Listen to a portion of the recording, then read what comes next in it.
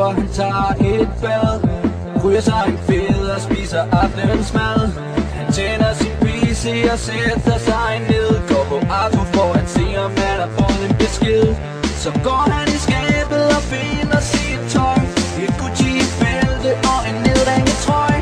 Han barberer sit hoved og slukker sine bryn. Og det kommer gæsterne, for de skal i byen. Han vil jo se, om